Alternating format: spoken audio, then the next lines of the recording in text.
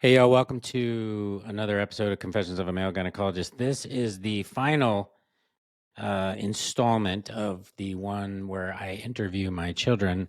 And this fella has been the hardest to pin down for a time, probably because he has such an amazing social life, would be my guess. But no, he's back from college, and this is my third child, Angelo, who is the one with the only Italian name in the family, and somehow got my grandmother's red hair, even though she was from England. So thanks for finally making the time for me, man. I mean, I tried the first time, but I had to update my entire computer in order to do it. So Yeah, I I know. guess It's you, I like when you guess you, don't do this kind of stuff, sometimes I, the apps and whatnot aren't particularly helpful. So let's see. You are now 22. You were the child that was actually, you weren't born in Arizona. You were actually born in Oklahoma City. mm-hmm. Um, I don't know if you remember these stories or not, but you were born early. You were around 35 weeks, so you're about 5 weeks too early. Yep. Mom and I were having dinner, and she poked her head out of the bathroom, and she said she was bleeding. And what was interesting about that is we were both OBGYNs, both his parents, and she said to me, should I go to the hospital?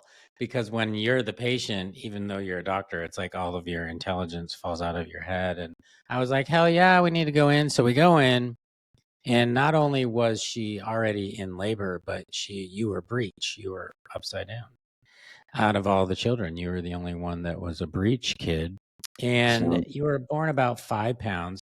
Angelo has the interesting thing of being born actually 4 days before 9/11. So he was in the hospital in the NICU as a preemie during 9/11. So, and you have the interesting tidbit for the family history of being the child that was born in the same hospital that your grandmother passed away in. And my I mom, didn't know that. yeah, she died. You were born on September 15th, and she passed away November 1st in the same hospital of the same year. So basically, what, about a month and a half after you were born, or November 7th, she died. So, yeah, so kind of an interesting little family tidbit there, and you obviously didn't know that. So what's your earliest memory? Do you remember you were only about 6 months, 8 months old when we moved to Tucson. So do you remember your life in Tucson? Because you were there from when? Till about sixth grade? Fifth grade. Fifth grade. Yeah. Do you remember much of Tucson? Yeah. I mean, I remember a lot of it. I remember the cul-de-sac. I remember the neighbors, especially like the Starks. I Mm-hmm. remember how the neighborhood was made up into like three sections, kind of.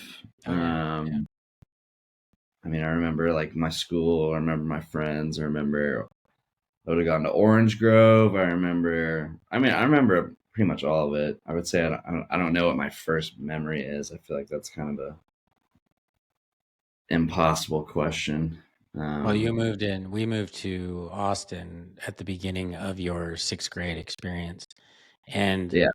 at the time, the school that you went to, St. Andrews, had the sixth Mhm. graders kind of separated. So they had like kindergarten through fifth in one building, and then they had sixth grade in this other building, and then they had eighth and ninth grade, I believe, or Seventh seventh and and eighth eighth, grade in and a then it different was building. yeah. Do you remember? I mean, did they? I don't even know if they actually still do that. But I guess they thought that sixth I think grade they was kind of this still. transition.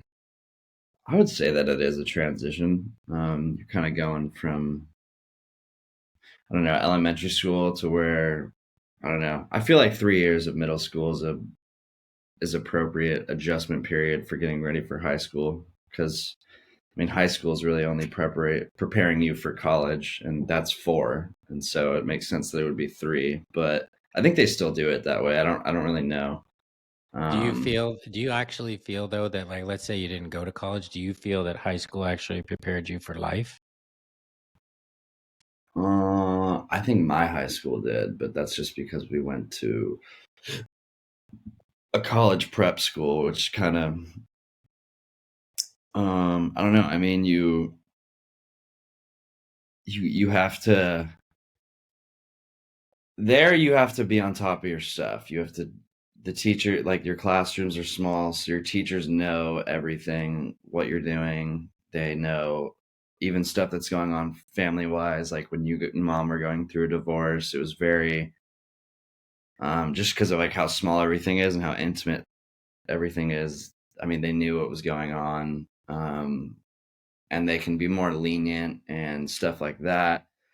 They offered some classes that would help, but I mean, at the end of the day, I mean, it's high school. The job is mainly to not to prepare you for life, but to prepare you for college. And I would say college isn't really to prepare you for life either. I would say that along the way, you usually figure things out about life through those stages of your education. But that's more just of like the process of just growing up and being a human being. You kind of just learn things along the way. I don't think that high school inherently teaches you things about life. I think it teaches you how to be. I mean, this reason school was made in the first place was purely because parents were not able to raise their kids anymore because they had to go to work during the Industrial Revolution, and then there was no one to watch the kids. So they'd made school. And then the purpose of school, essentially, if you look at it, is kind of just to, it's a means of how well you can do an assignment and how like much you can remember, which in turn will translate into job. Because when you have a job, it's your boss may be like, oh, you have to hit this quota by the end of the day. You have to do this by the end of the month.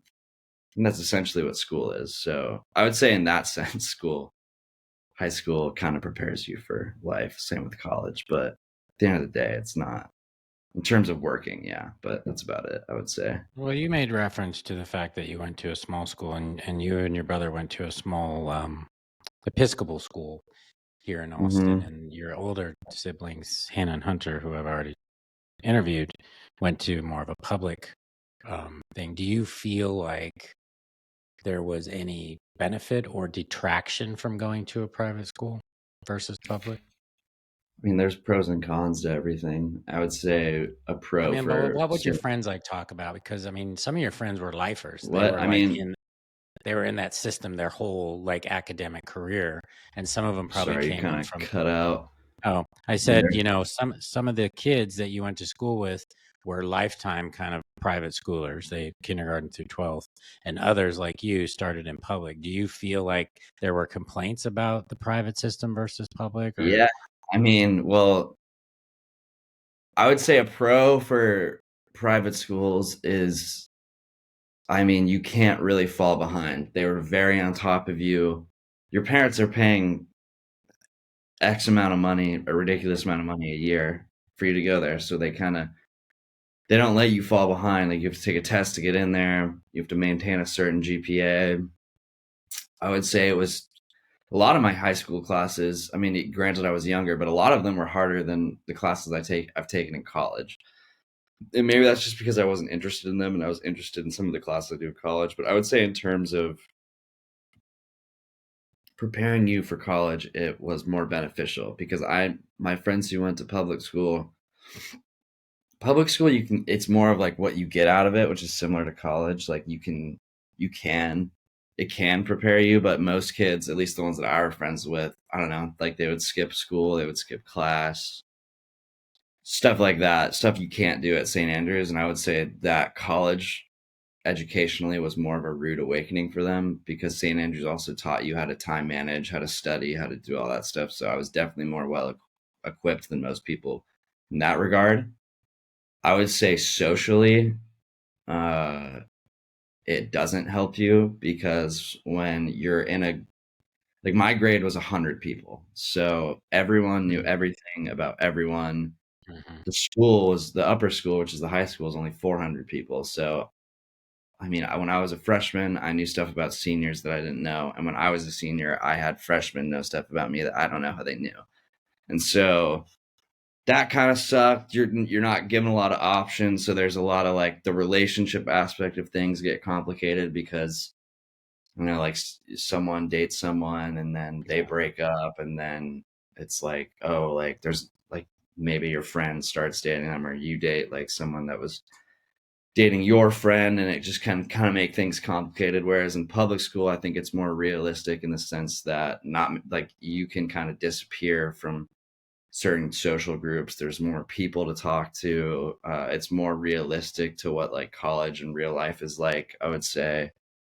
Um, and also like the demographic of people you're talking to in private school is more, well, I mean, they all come from a socioeconomic background that is relatively high. I mean, there were some kids that were on scholarship, but for the most part, I would say that you are around people who are going to probably do well in life just based off of where they were, the family they were born into and whatnot. So I guess that's another benefit in terms of, and something I didn't appreciate till I started kind of becoming older in college and started like interning at like Schwab and stuff, and just kind of realizing the network that you get. Just it's pretty crazy because I mean the amount of people that that I know from St. Andrews who are majoring in stuff like mechanical engineering at like Georgetown or Georgia Tech or schools that are just crazy or Ivy Leagues, stuff like that. You kind of just you know a lot of people who are probably going to do successful things just because of the opportunities they were given. And I think that Austin High is a little different. Same with Westlake because there are very wealthy people who go to those schools, but there's also large demographics of people who don't. I would say it's more of a melting pot in that way. But yeah, I guess that would be my stance on kind of the difference between public and private school. So you think you were exposed to people and become friends with people that were from, I don't know, influential families, successful Affluent families? families for sure. But like I Being said, around success, do you feel like that pushes you in a different direction, having that kind of not when I um, went there. I mean, when I went there, I didn't really care about any of that stuff. I mean, I would say I still don't in the sense that that's not what like makes me want to be friends with someone or dictates how I treat them. But I don't know. I mean, like my friend Cade, one of the most affluent people I know, but he's probably also one of the most genuine people I know, yeah. and which is the reason I like hanging out with him. And he's one of my best friends, and he has been for a long, long time now. But But do you feel like you have friends that are, even though they're your friends, because of the families they come from, they're a little bit more disconnected, maybe from the kind of social from aspect of from life? real life, Yeah, yeah, kind of, like they're not because that's all they've known. well, I mean, I would say that I am like that to an extent. I would say Yeah. that I've never really had to. I mean, I've never had to worry about food. I've never had to worry about clothing. Like, I've always, I mean, for the most part, I mean, and within reason, you guys have given me what I want. Um, Yeah. so I've never really had to deal with any of that. And I would say that you can be aware of it, but you can only be aware of it so much. It's like it's kind of, I don't know. I'm trying to think. Like, it's like I can try and understand Right. what the most people in the world kind of live like, but I at the end of the day, like I can only try and understand it. Like I will never understand what it's like to come from a family who is getting by day to day, Hmm. paycheck to paycheck, food stamps, all that stuff. And I try and be aware of that as much as possible, but it can be difficult because sometimes you get caught up in, I don't know, just going to nice dinners, doing Yeah. nice things, going on nice trips, stuff like that, buying nice clothes. It's something I've become more aware of, I would say, as I've gotten older, especially now that I'm going to be not like cut off, but you guys aren't going to be financially supporting me for much longer. I would say it's something I've thought about more and more. And I don't know, like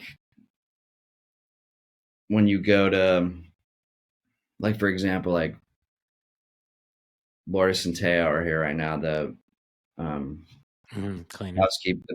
Yeah, like Hmm. people who have cleaned my mom's house like once a month for as long as we've been here, and amazing people, great people. But I've always felt kind of like this, not like shame, but kind of just like uncomfortableness in terms of, I don't know, these are people who come to your house to Hmm. whose Yep. job is literally to just to clean your house for you when you could really do it yourself, but you pay for the luxury of having that, and it's just weird. Like when I wake up at noon and they're coming to clean the house and I'm in my underwear and I'm just doing whatever I want. It's kind of one of those things where you feel kind of, at least for me, I feel inherently kind of bad. Well, Um, and I think, that's true. And I understand exactly what you're saying. I guess you could also look at it like if you, if your mother or me or whoever didn't have the ability to pay these people, they might not have a job. I mean, so yeah, I mean, it's kind of like owning a business. You have employees that obviously make a lot less than you do, but you are providing them. And as long as I think if you're fair to them and you pay them decently and you take care of them at Christmas or whatever, and you're a human being about it, and you're aware, like you just said, be aware of that fact, because there are people out there. Your sister, she works in the service industry, and she makes a good living, but there are people that just will go and they won't tip, or they just kind of feel like, oh, you're there to serve them. And that's a mindset. And I'm glad that you are aware of that. I think the words you were searching for earlier were you can be sympathetic to their situation, but harder to be empathetic because yeah, you that's just what I was. simply have I didn't want to mess up the. Yeah, I yeah, didn't want to mess. I was you just actually haven't that's. experienced that personally. Yeah, that Like was me, I'm a exactly. gynecologist. I can be sympathetic to the pains of a period, but I can't necessarily empathize because I've never experienced that myself. But you can Yeah. definitely put yourself in that situation and know and listen to people, like you said. So Well, yeah, that's you why when we go to restaurants, I'm very like, yes sir, no, no yeah. sir, thank you, all that Yeah, like stuff. you and I the other night, we went to this really nice sushi place in Austin called Sushi Bar, and it's this really cool, intimate 10 seats, and there was these three guys that were sitting there making the sushi, and they were interacting with us, and like you said, you're interacting back with them, and you sit and you wonder what the other like eight people, like, what do they do for a living, what do they, and Hmm. but the fact is those three guys, that were making the sushi and talking to us, that's kind of a service job. It's a little It more, is. they're intelligent guys, they know a shit ton of sushi stuff and whatnot, but they got tipped, and hopefully they did. I mean, we tipped them well, and but yeah, it's like, but they have jobs and they can live in a house and they can drive cars, and I guess it's true though that not everybody has the same. I think what you're trying to say also is you coming from the affluence that you have, maybe have better opportunities as well because of the fact that we can give you those opportunities versus somebody that maybe comes from a much poorer family. They just don't have the same inherent options maybe that you might have. Yeah, 100%.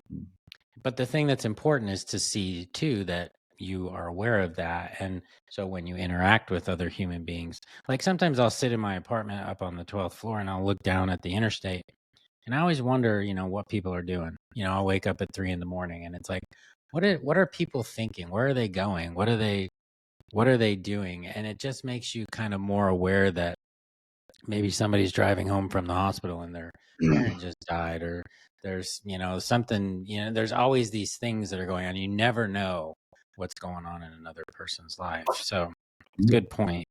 um so you graduated high school, and how would you describe yourself as a student, like overall? At what point in my life? Well, in high school, so you were getting ready to apply to college.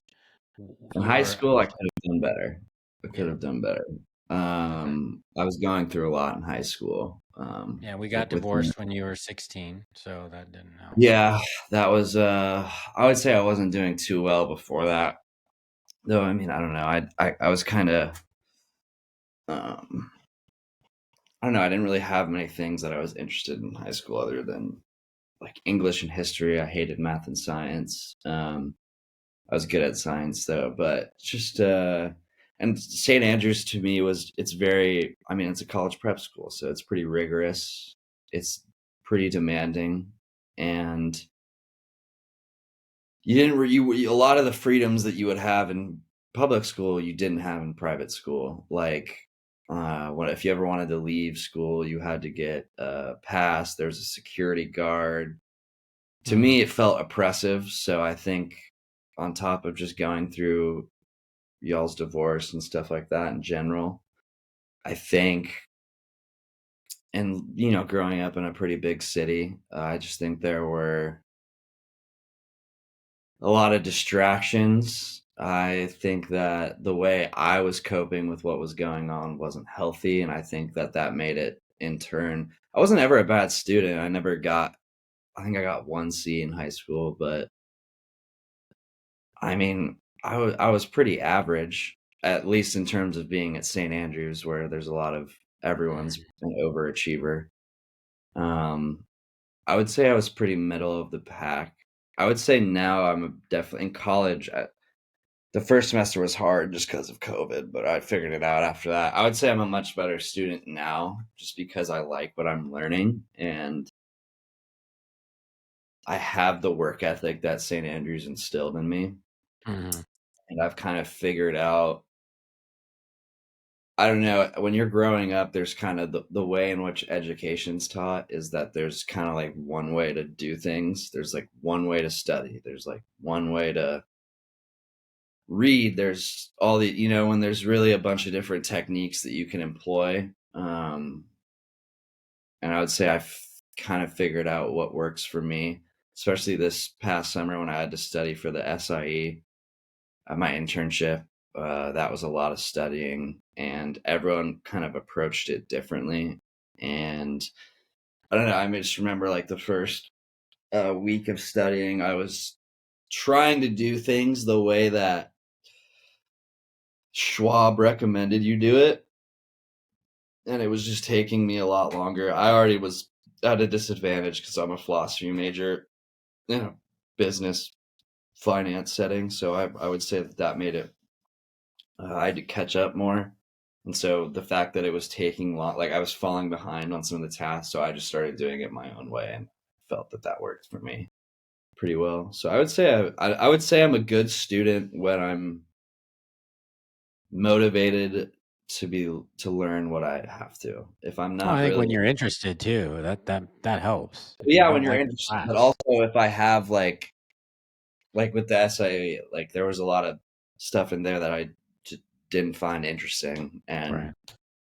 was pretty boring to me, but I was motivated to learn it because I know that if I wanted the job, the Hmm, return offer, I had to pass that. So hmm.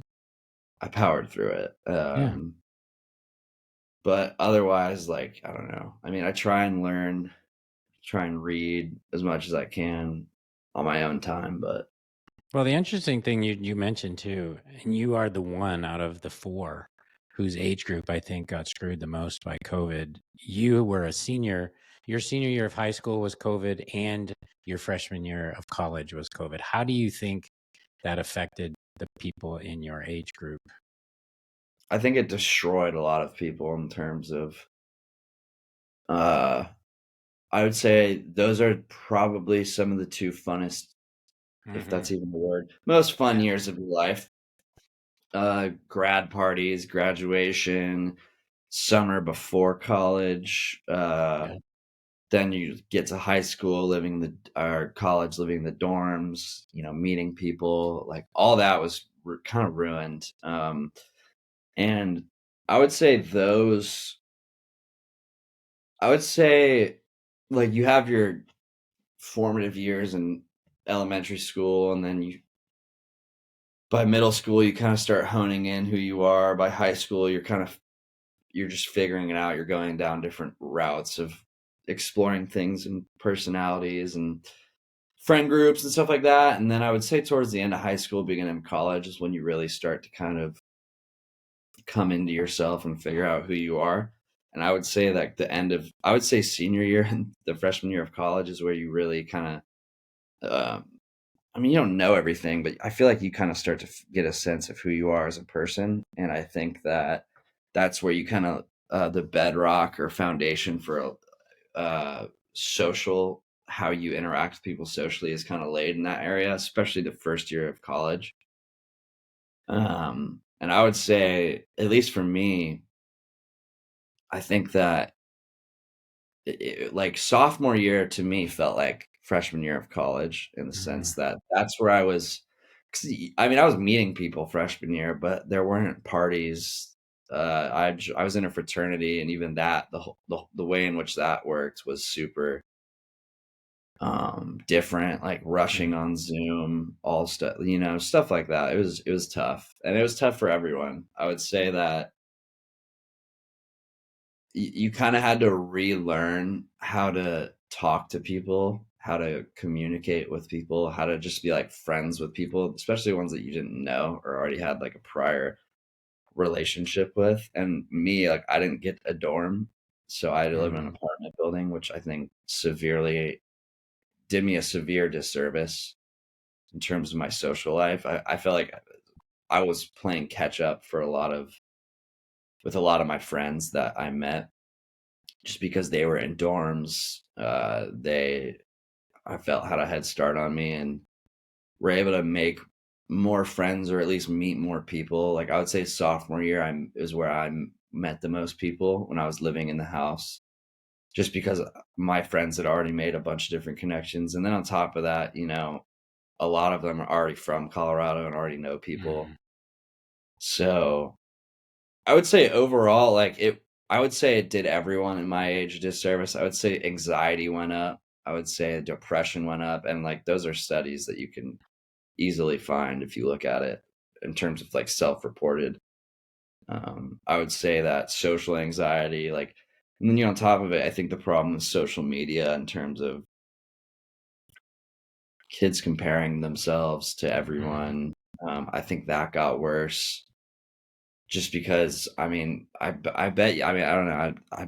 I think if someone did a study, I don't know how you would do it, but if you looked at people's screen, especially my age, screen time before COVID and then after, I would say it's probably close to double.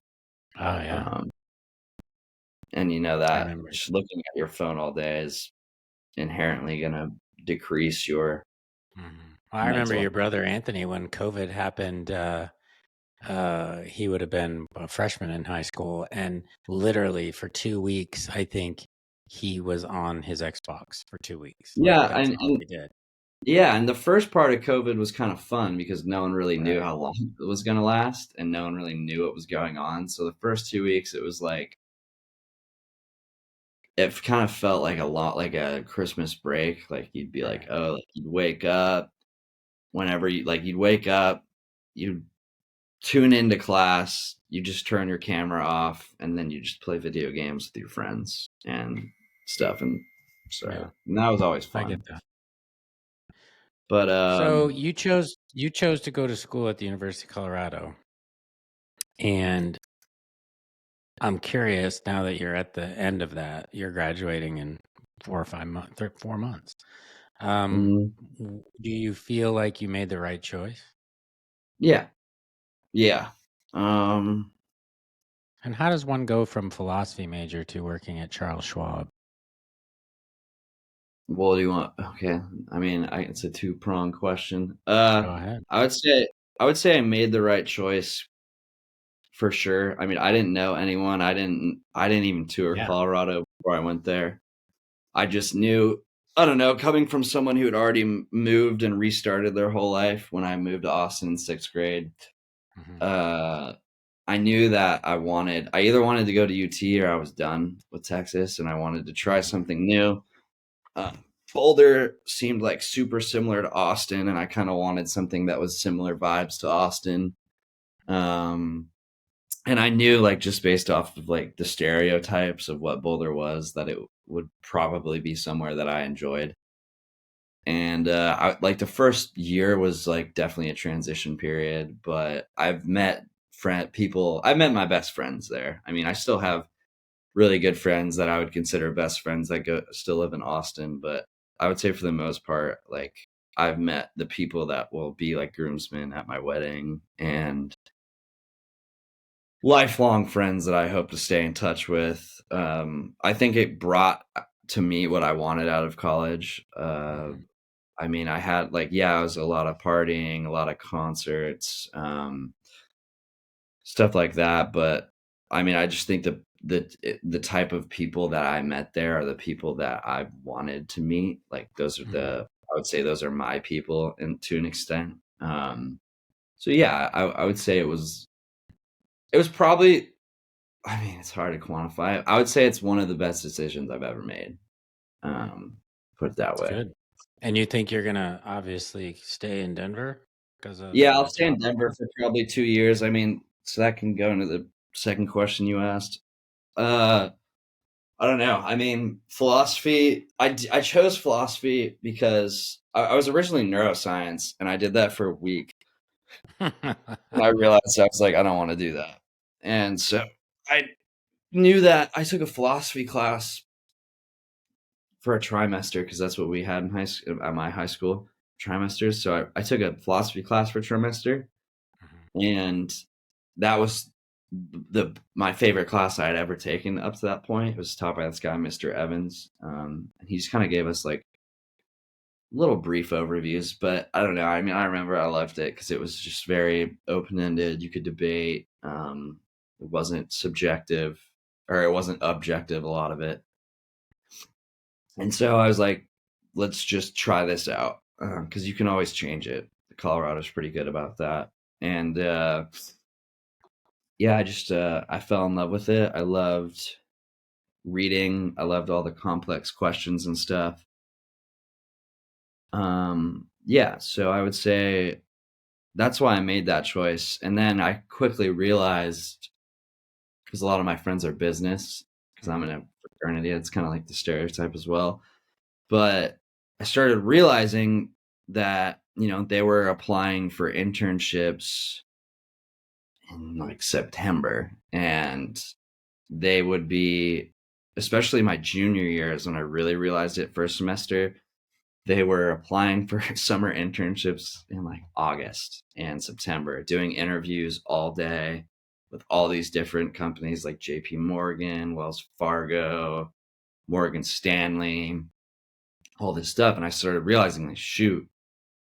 And it was kind of the product of the people I was living with at the time, and I'm thankful for that. They kind of Mhm. pushed me to be like, oh, like, I need to figure out what I'm doing. So for a while, I was pretty interested in law school. And then I had a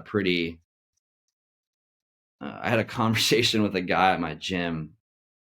He saw my tattoo, which is a David Foster Wallace commencement Mhm. speech thing, and he started talking about it. And he ended up, actually, he said he did textiles for a year, and then he went to law school. And he was just kind of telling me how,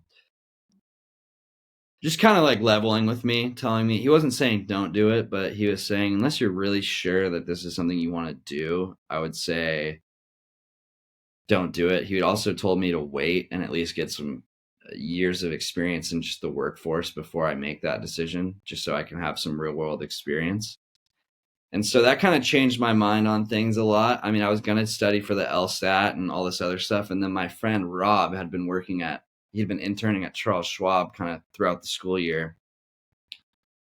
And he's probably one of the most self-motivated, self-disciplined, super driven. Like, he just wants to be successful. And he had been doing that, and he had set up for himself, and he was doing that for throughout the year. And he kind of just told me one day, like, this is something I really think that you should look into, their summer internship program. He said it didn't matter that I had a philosophy major. It was as long as I had a good resume, had good experience. I mean, I had worked at the governor's office the summer before.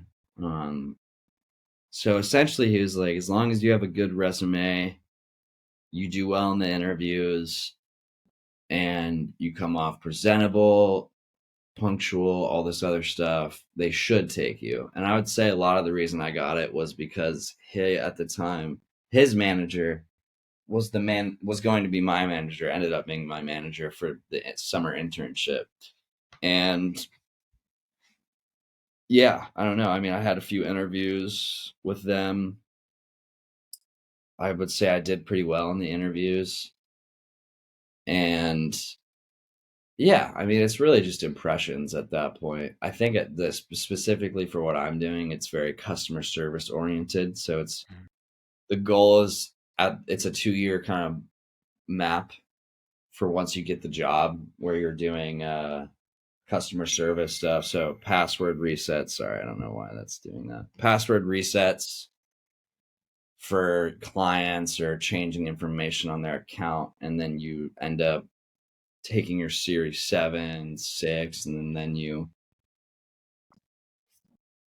can make trades for people, and then you do that for a year or two, and then you can kind of go anywhere else in the company depending on, I don't know, what you want to do and how your performance is. Right. So Yeah. yeah, I don't know. It was a weird transfer, I would say, or weird transition. I was not adjusting to the corporate world. Took a few weeks for me to kind of understand, just because I don't know, like I want to be with friends with people. I want to I don't know, be myself. And I just don't think that, especially in the finance world, I think you kind of have to learn how to fine tune your personality a little bit in order to Oh kind of yeah. fit the environment that they want to Yeah. foster. So I don't know, I was pretty loud at certain points, or I would say, or like a curse word would slip out or something. So that was a little bit to adjust to. Just because, especially in philosophy, it's very carefree. Hmm. Um, and in high school, if I would have told myself I was doing that now, I think I would have been like, not disgusted, but I would have been like, really? Like, you're gonna sell out like that? Yeah, I'm surprised. I'm Yeah, actually surprised. yeah. I mean, it wasn't something that I thought I would be doing. I definitely don't think it's something I want to do for the rest of my life, but I don't know. I mean, at this point, one of the best pieces of advice I ever heard was in one of the classes I took in college. It was like this leadership class or whatever. And, it was kind of just a free A, but they would bring in speakers who from like Boulder alum who were successful. And the lady, I forget what she did. She was like a track star at CU, ended up making her own company or whatever, made a bunch of money. And she was just telling us, she was like, my best piece of advice is just point in a direction, and just, you could like, and just go, like, just don't be stagnant. Because as long as you're pointing in a direction and going towards something, you'll end up finding what you really want to do along the way. But you won't ever find out what you want to do if you don't do something, if you just stay stagnant and don't do anything. Then you'll never find out what you want to do, and you'll always kind of just be stuck.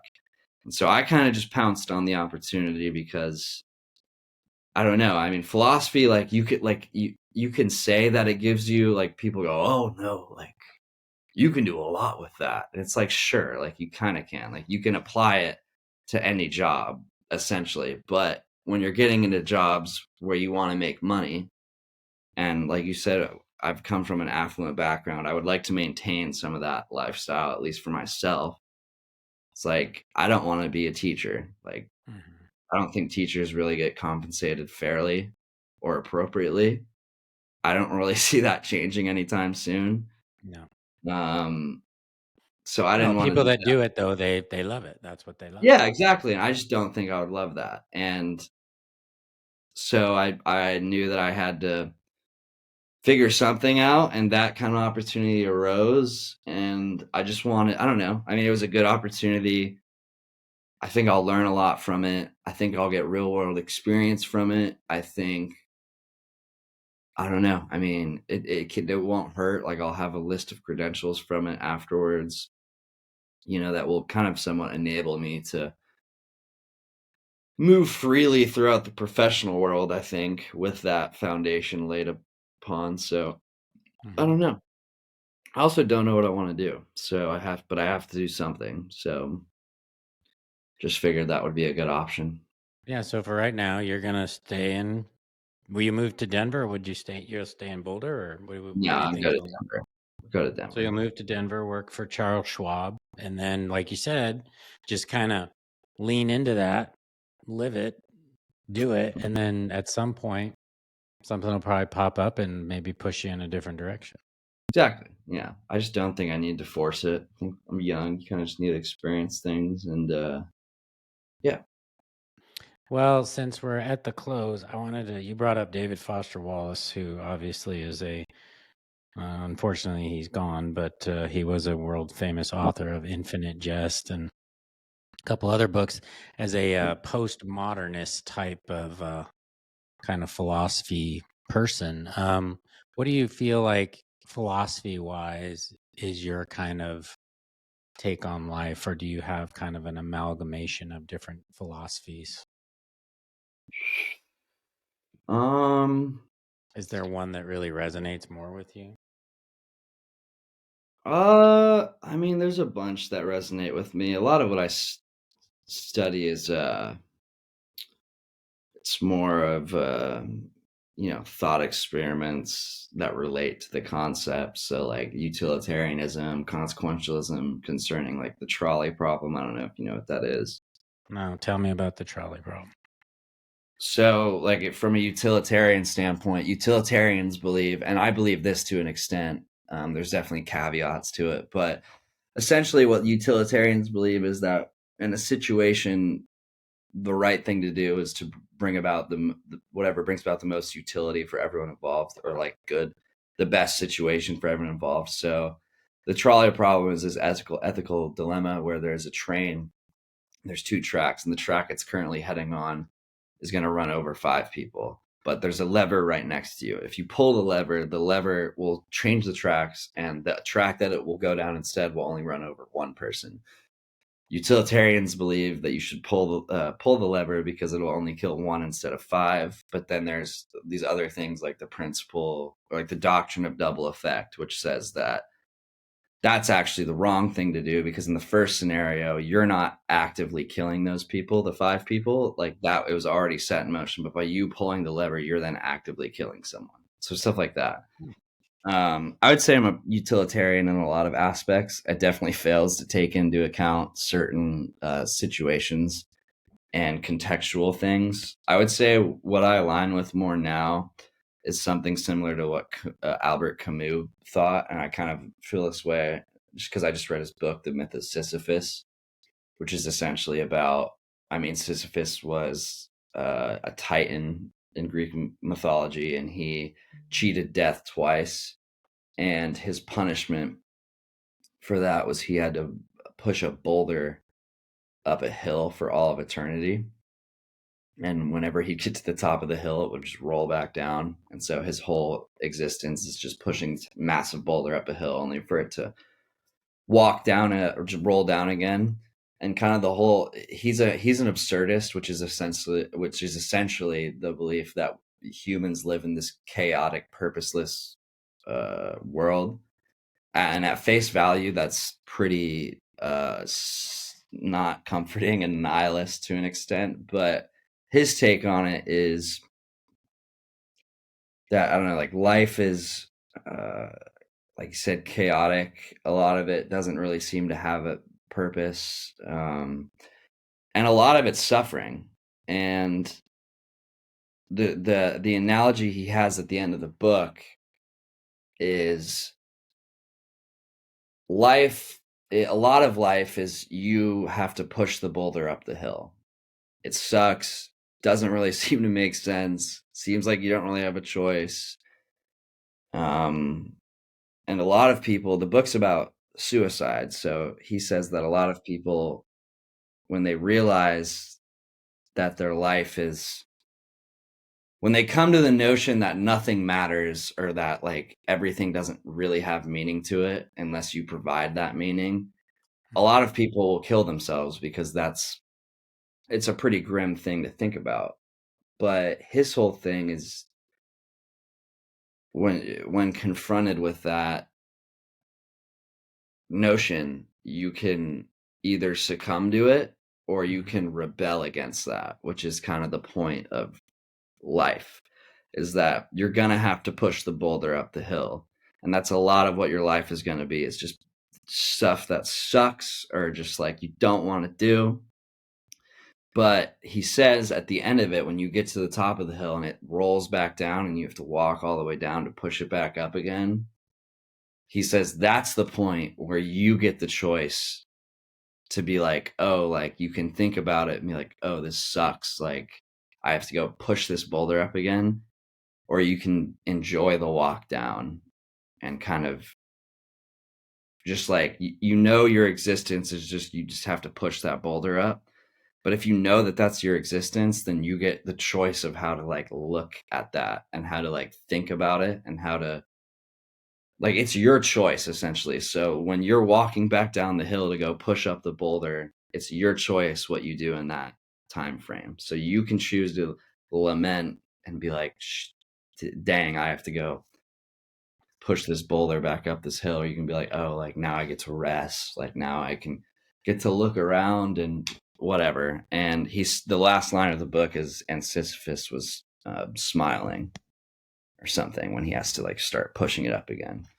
So I would say that kind of aligns with how I feel now in life, is that a lot of, especially like moving forward, working in like kind of a job where I'm going to be doing a lot of grunt work. I think that it's easy to, and that kind of ties into the David Foster Wallace, "This is Water" thing, that tattoo that I have. It's like a lot of life is just monotony and going through the motions, you know, and the default setting that we have is to just think negatively. Say someone cuts you off, like you were saying on looking down I-35, like you say, oh, like what, I wonder if like someone's driving back from the hospital and their parent just died. It's like, well, someone cuts you off, your default setting is screw that person, instead of maybe looking at it and being like, oh, like maybe they're cut me off because they're in a rush, because they're late for an interview, and if they miss that interview, they're gonna lose their mortgage on their house or whatever. So you kind of get to control how you look at life. And you know, it's something that I have to kind of remind myself of a lot, and it takes a lot of practice. But I think that if you accept the world for the way it is and how it works, then at that point, you know, you're not really left to any surprise. It's more of just, now you get the choice on how to do it. And that's kind of the everyday battle, is, you know, how you look at what life gives you, I would say. Well, that is a rather deep note to end on, but I mean, makes a lot of sense. I think, like you're saying, you can look at your situations in life and figure, you can brood. And like you said, you could be negative and say, well, I got to go push this rock up the hill again. Or you can be present and be thankful for the things that you learned from doing that. I will say, out of the 4 children, you and I share very similar birthdays, only 4 days apart. And I think I tell you this all the time. You're probably the one that is most likely like me emotionally and astrologically, for sure. But and you were the hardest one to pin down, which I would have been the same way. So I appreciate your time immensely. Of I course, hope yeah. that you continue to evolve into the amazing human being that you are. And I'm really excited for you to get out of college and to start seeing what you're doing. It's really interesting because for your older 2 siblings, I kind of expected the paths that they went down in a way. With you, I really have no idea what to expect. And you've Neither always do I. been that way. Yeah, you've always been that way. So love you. And Love you too. I'll talk to you in a little bit. Thanks Yeah, love for you, Dad. coming on. Don't hang up quite Yeah, I yet. will. I'll leave. Yeah.